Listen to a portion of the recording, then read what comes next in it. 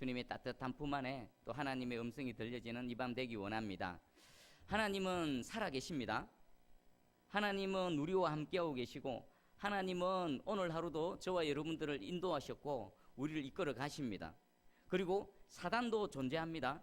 사단도 우리 가까이 있어서 하나님만큼은 아니지만 우리보다 우리를 더 잘 알고 우리를 넘어뜨리려고 하고 우리를 어찌하든지 하나님으로부터 떼어놓으려고 호시탐탐 노리고 있습니다. 하나님도 계시고 사단도 있습니다. 성령이 강력히 역사하시면 그곳에 또 무엇도 같이 움직일까요?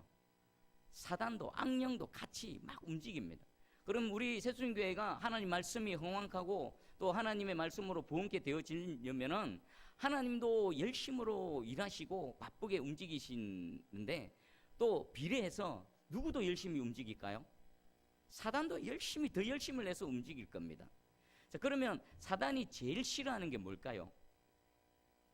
사단이 가장 싫어하는 거 뭐 많이 있는데 그중에 가장 최고로 싫어하는 게 뭘 것 같습니까? 하나님의 백성이 하나님을 향해 뭐 하는 거요? 예배 드리는 거. 세상에서 막 놀고 세상의 시선이 빼앗겨서 막 그렇게 있으면 사단은 가만히 내버려 둡니다. 그런데 하나님을 향해 눈을 시선을 돌리고 하나님을 향해 마음을 집중하고 또 하나님을 향해 예배 드리려고 하면 사단은 어떻게 할까요? 공격을 해대기 시작합니다. 어찌하든지 하나님 예배 드리지 못하게 하려고, 하나님은 예배 드리는 자리에 못 가게 하려고 사단은 죽으라고 자기 할 수 있는 최대한을 향해 공격을 해댑니다. 자, 그러면 반대로 생각해 보십시다. 사단이 제일 싫어하는 게 하나님 예배 드리는 것이라면 하나님이 우리에게 가장 기뻐하시는 건 뭐겠습니까? 예배 드리는 겁니다. 예배. 요즘 우리 새벽기도에 에스라스를 이렇게 이제 시작했습니다. 보면 고로되었던 자들이 하나님의 은혜로 다시 예루살렘으로 돌아오고 그들이 가장 먼저 예루살렘에 모여서 한 게 뭐냐? 하나님께 예배 드리는 거 있습니다. 예배 드리려고 옛 무너진 성전에 그 번제단에 단을 쌓고 예배 드리려고 했더니 가만히 내버려뒀던 그 대적들이 일어나서 박해하고 핍박하고 음해하고 고발하기를 시작했습니다. 영적으로 동일합니다. 여러분 개인에게도 마찬가지요. 우리 새순교회 공동체에도 마찬가지입니다. 우리는 각오를 다시 한번 마음을 새롭게 해야 됩니다. 하나님의 부흥을 맛보기를 원하십니까? 그러면 사단의 공격도 있는 줄 아시고 그 공격에 무장을 해야 됩니다. 무엇으로 무장해야 됩니까? 말씀과 기도 말고는 없습니다. 말씀과 기도로 철저히 무장하셔서 하나님이 역사하실 준비를 하시기 바랍니다. 어찌하든지 예배의 자리에 나오셔서 하나님이 기뻐하시는 그 진정한 예배자로 바로 서시기를 주님의 이름으로 축복합니다. 자, 오늘 말씀만 보겠습니다. 바울에게 아주 큰 근심이 있다고 합니다. 우리 9장 1절 한번 읽어봅니다. 자, 시작. 내가 그리스도 안에서 참말을 하고 거짓말을 아니하노라. 나에게 큰 근심이 있는 것과 마음에 그치지 않는 고통이 있는 것을 내 양심이 성령 안에서 나와 더불어 정언하노니. 아멘. 바울이 지금 양심을 말합니다. 나에게 큰 근심이 있고 마음이 그치지 않는 고통이 있는데 이것을 정언하는 두 존재가 있습니다. 하나는 내 양심, 그리고 하나는 성령님. 성령 안에서 내 양심이 이것을 정언한다라고 말합니다. 오늘 양심을 한번 생각해 보겠습니다. 양심이 뭡니까?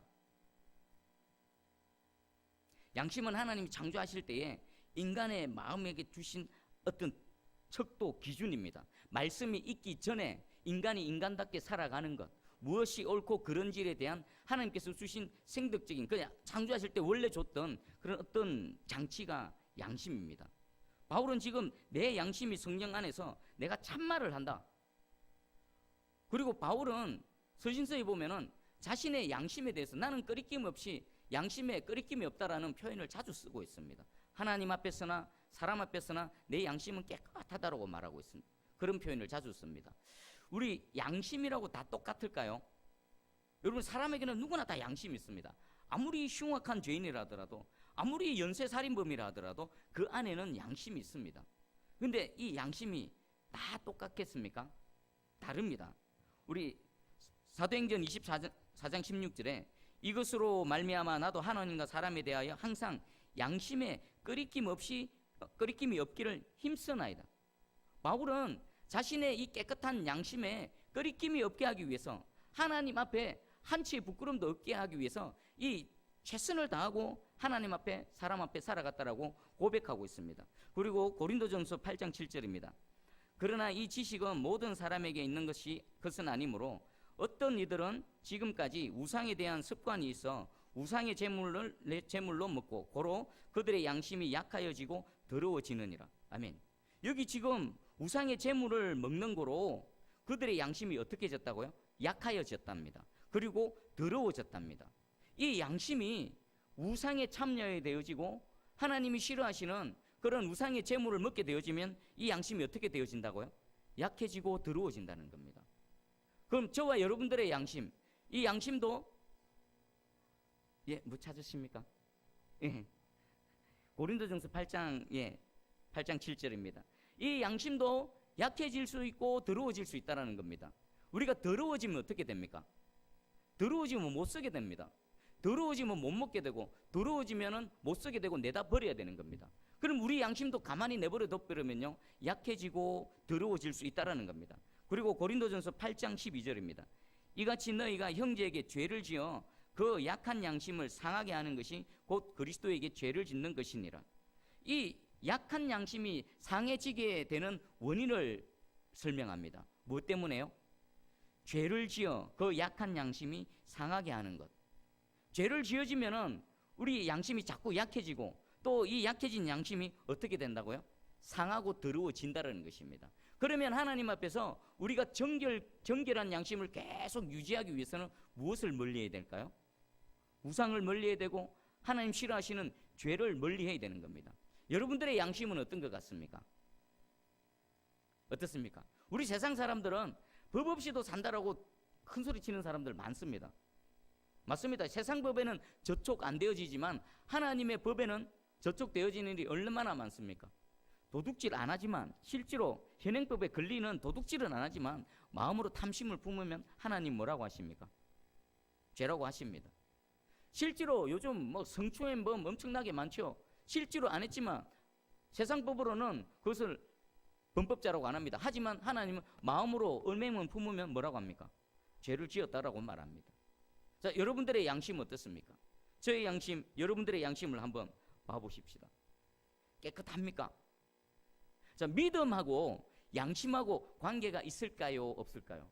여러분들이 하나님을 믿는 믿음, 그리고 하나님 앞에서 깨끗한 양심하고, 양심은 그냥 일반 계시로 주어진 것이기 때문에 그냥 도덕적이고 윤리적인 것이라서 믿음하고는 별 상관이 없다.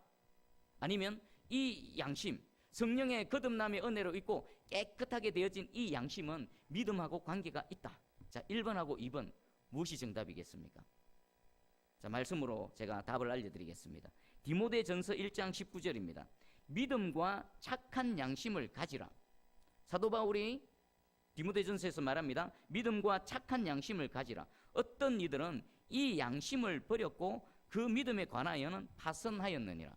잘 들어보십시오. 먼저 믿음과 착한 양심을 가지라는 겁니다. 믿음만 가지는 것이 아니라 믿음과 동시에 착한 양심도 동시에 가지라고 하면서 어떤 사람들은 양심을 버렸다.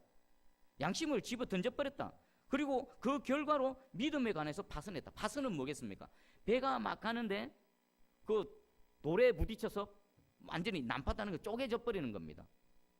그러니까 이 양심을 버리는 것이 원인이 되어져서 그가 소유한 믿음이 어떻게 됐다고요?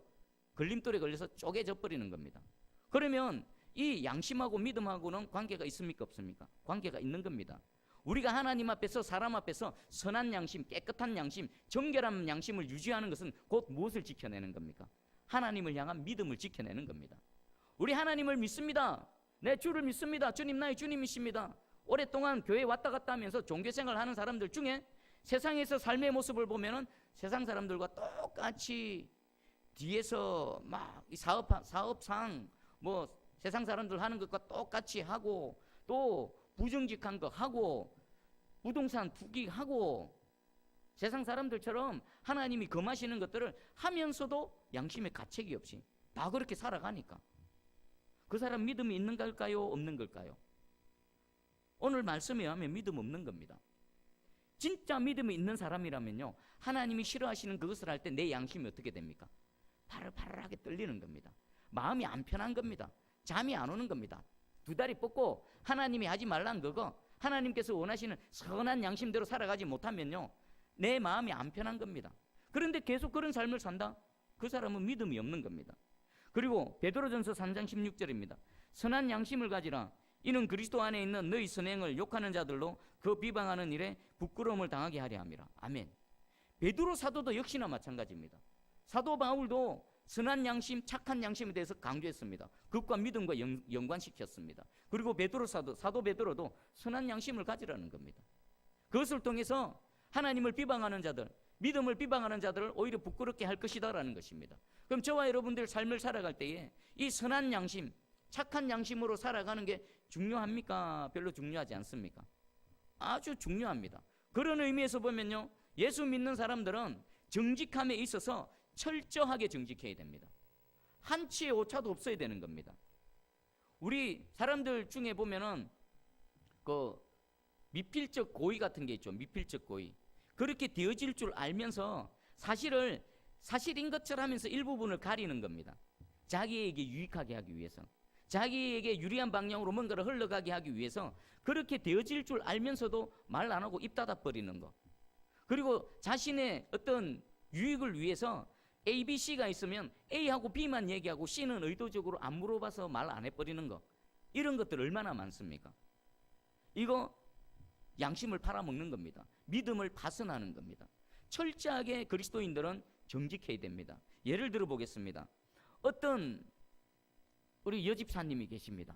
근데 남편이 믿지를 않습니다. 근데 신앙생활 하면서 하나님께 헌금도 드리고 싶고 예물도 드리고 싶고 막 그렇습니다. 그런데 모든 경제권을 남편이 다 갖고 있습니다. 콩나물값 남편한테 타서 반찬 사고 이래야 됩니다. 그래서 예물 드리고 싶어서 하나님께 헌금하고 싶어서 그 반찬값 중에 약간 삥땅 쳐가지고 모아가지고 있다가 하나님께 예물로 드렸습니다. 자, 그거 하나님께서 기뻐 받으시겠습니까? 안 받으시겠습니까? 자, 이 애는 실제 있었던 일입니다. 제가 사역 가운데 어떤 여집사님이 그것을 계속 해오다가 마음의 양심의 가책을 받고 저한테 상담하러 온 내용입니다. 자, 여러분들 하나님이라면 그걸 기뻐 받으시고 아이고 잘하네 내 딸아, 네가 그 어려운 과정에서 그 과정 중에서도 그 나에게 드리려고 그래 하는구나, 참 잘했다. 하나님께서 칭찬하시겠습니까? 아니면 싫어하시겠습니까? 싫어하십니다. 하지 말라고 했습니다. 그럴 바에 하지 말라고 했습니다. 정말 하고 싶으면 당당하게 요거 얻어먹을 각오하고 남편에게 내 하나님께 예배 드리고 하나님께 예물 드려야 되니까 좀 달라고 하든지, 아니면 남편이 허락하지 않으면 하나님께서 그 마음을 움직이시고 허락할 때까지 기도하라고, 하지 말라고. 그거 하나님 안 받으신다고. 동의하십니까? 이런 비슷한 경우가 너무나 많습니다. 우리는 어떤 목적을 이루기 위해서 과정을 약간 무시하는 경향인데 하나님은 둘 다를 보십니다. 과정도 선해야 되고 그 목적 마지막 종착역도 둘 다 선해야 됩니다. 하나님이 원하시는 겁니다. 여러분 삶의 모습을 한번 살펴봐 보십시오. 나는 하나님의 뜻을, 그 목적을 위해서 과정을 조금 무시하고 있지는 않는가? 과정도 아주 중요합니다. 선한 동기와 선한 과정 가운데 하나님 앞에 살아가는 저와 여러분들 되기를 주님의 이름으로 축복합니다. 또 하나가 있습니다. 예수 믿는 사람들은요, 세상 사람들보다 더 예의 바르고 더 친절하고 더 어떻게 됩니까? 도덕적이고 윤리적이어야만 됩니다. 저는 도덕 얘기하는 거 아닙니다. 그냥 껍데기 포장한 거 있죠. 교육 잘 받아갖고 교양 있는 거, 이거 말하는 게 아닙니다. 내 선한 양심에서, 선한 마음에서 우러나는 그런 도덕적이고 윤리적이고 더 친절하고 겸손하고 또 예의 바른 걸 얘기하는 겁니다. 여러분 진정으로 성령의 거듭남의 은혜를 입고 이 완악하고 딱딱한 양심이 깨끗한 양심, 선한 양심으로 되어졌다라면 그 선한 마음의 양심이 겉으로 드러날까요? 안 드러날까요? 드러납니다. 드러납니다.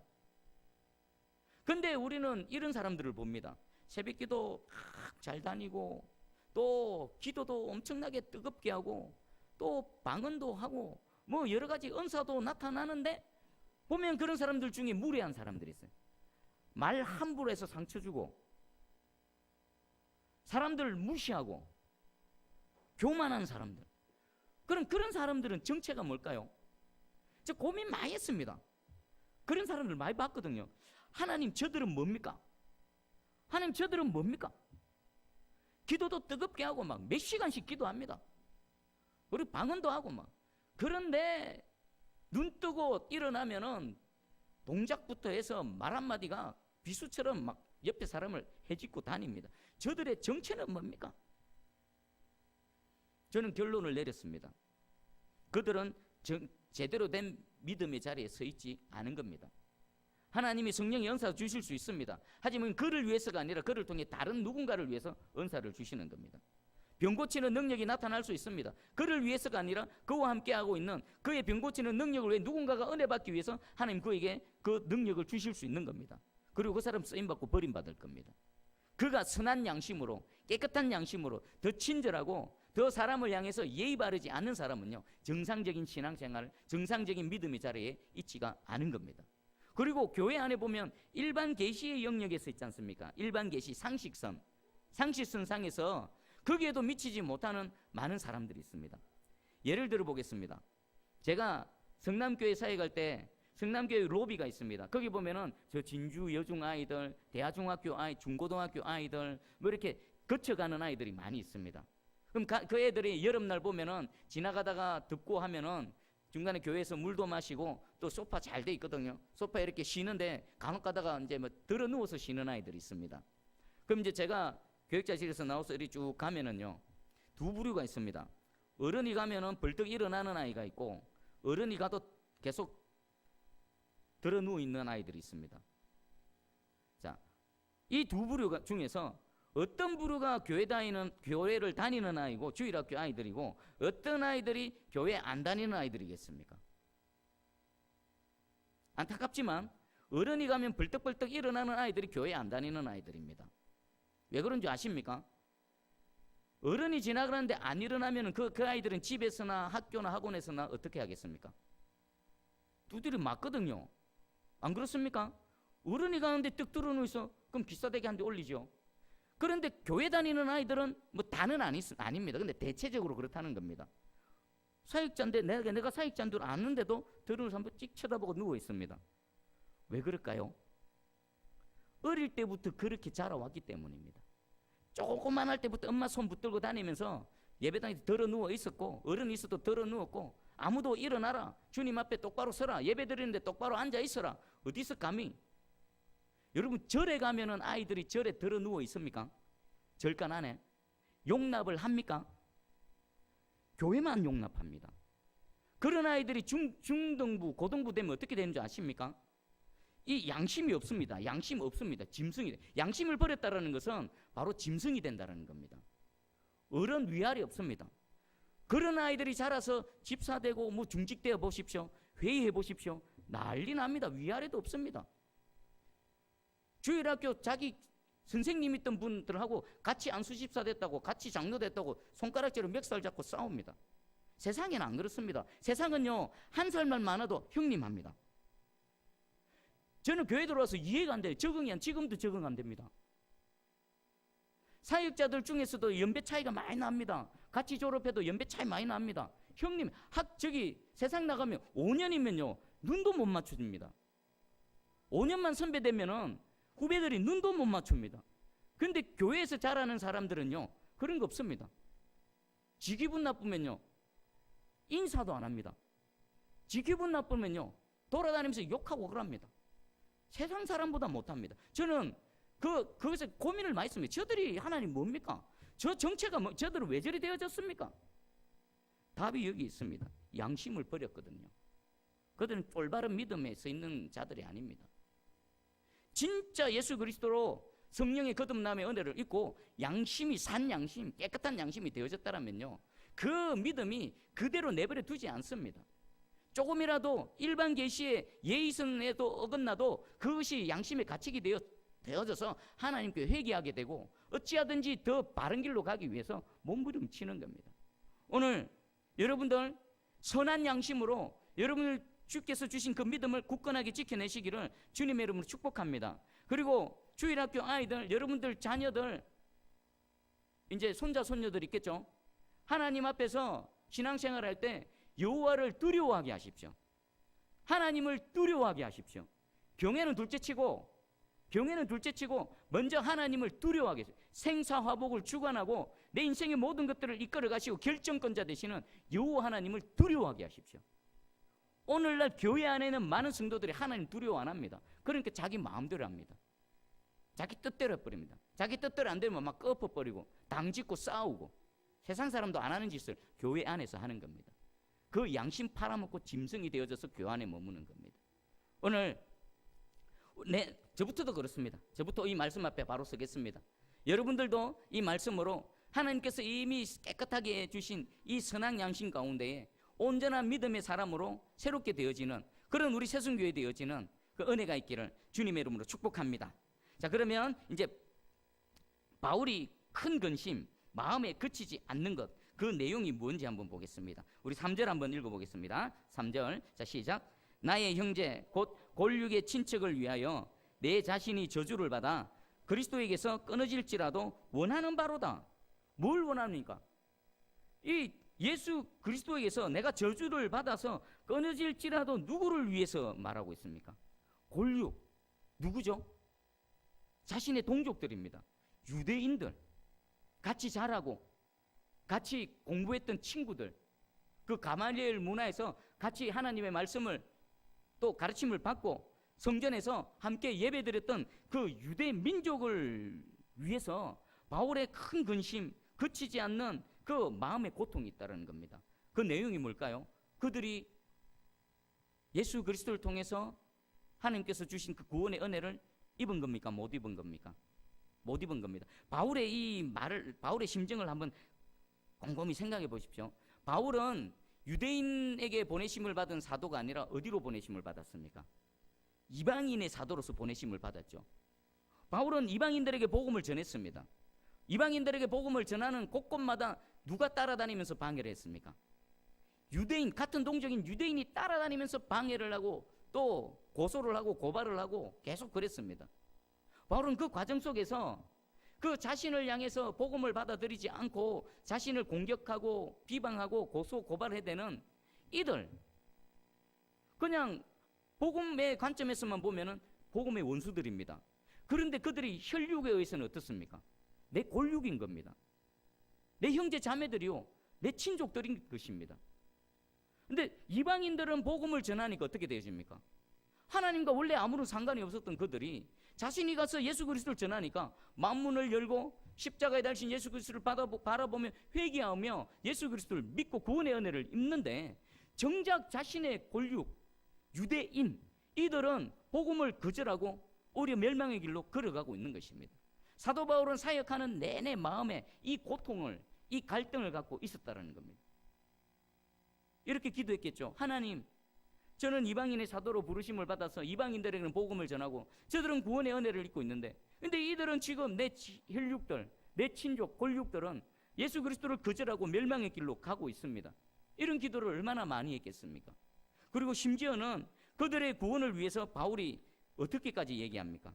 내가 저주받기를 원한다라고 말하고 있습니다. 자, 이런 인물이 구약에 또 한 명 있었는데 혹시 생각나십니까?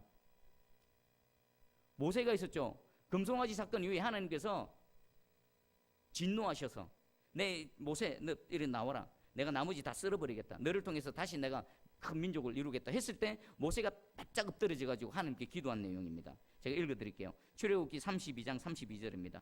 그러나 이제 그들의 죄를 사하시옵소서. 그렇지 아니하시오면 원하건대 주께서 기록하신 책에서 내 이름을 지워버려 주옵소서. 뭐라고 말합니까? 생명책에서 내 이름 지워버린다는 것은 자신이 어디로 가는 겁니까? 천국 백성에서 어디로 가는 겁니까?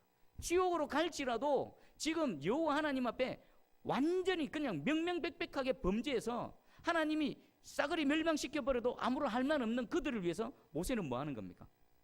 떡하고 막아서는 겁니다. 하나님 안 되십니다. 차라리 제가 저주를 받는다 하더라도 이들의 죄를 한번 용서해 주십시오 라고 기도합니다.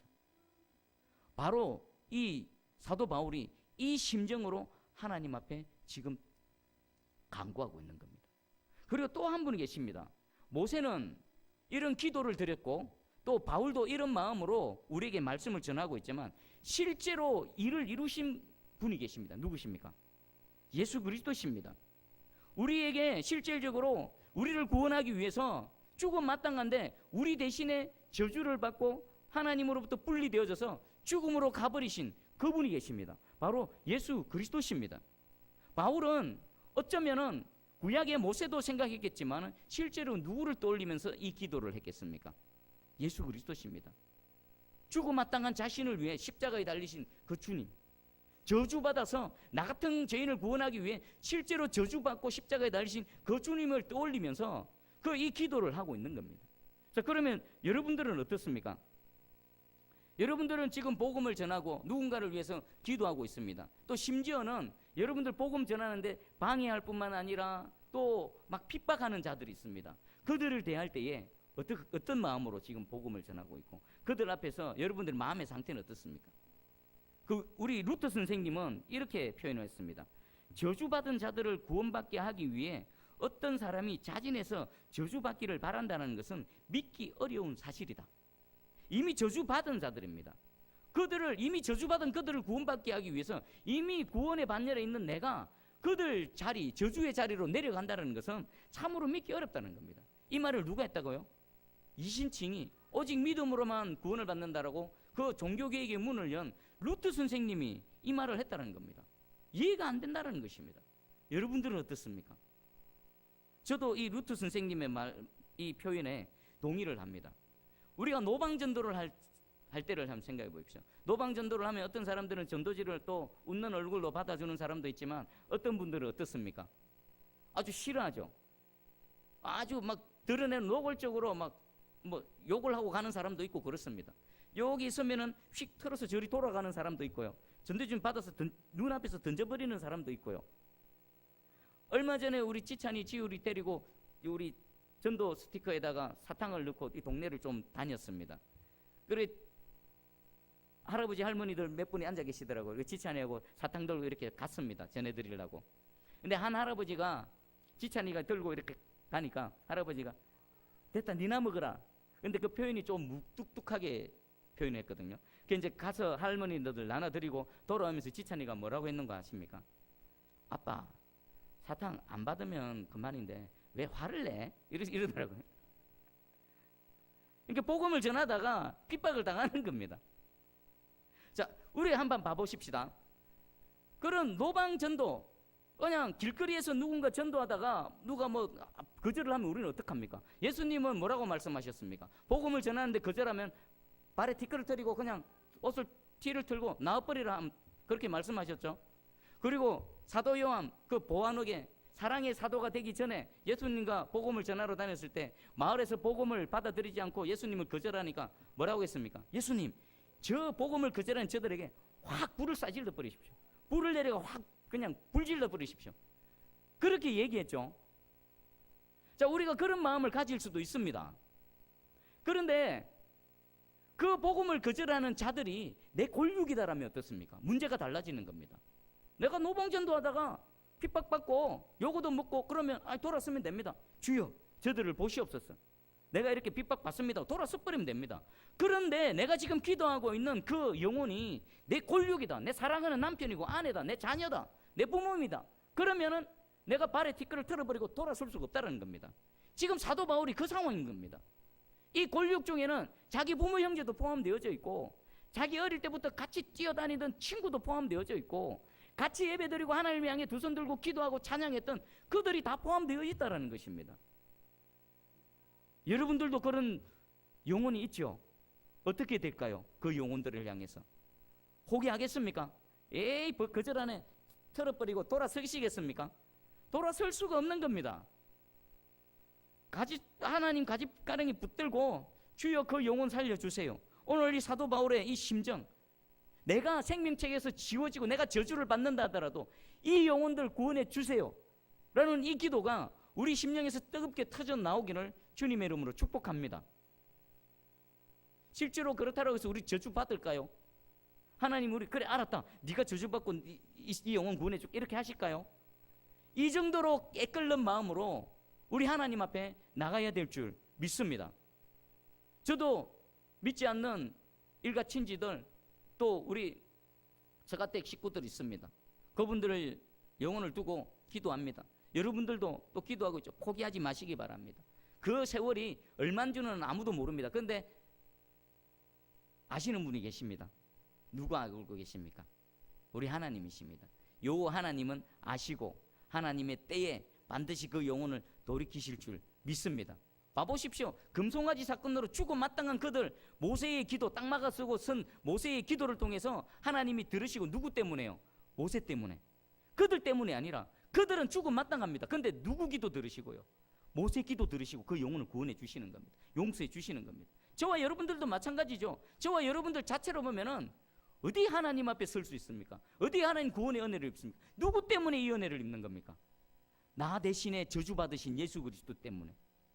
동일한 원리로 그 여러분들이 기도하고 있는 그 영혼, 무례하고 복음을 전할 때 핍박할 수도 있습니다. 지금도 핍박하는 그 복음의 원수의 자리에 있을 수 있습니다. 하지만 여러분 때문에, 눈물 흘리며 기도하는 여러분 때문에 하나님께서 그 기도를 들으시고 그 죄인을 용서하시고 구원의 은혜를 베풀어 주실 줄 믿습니다.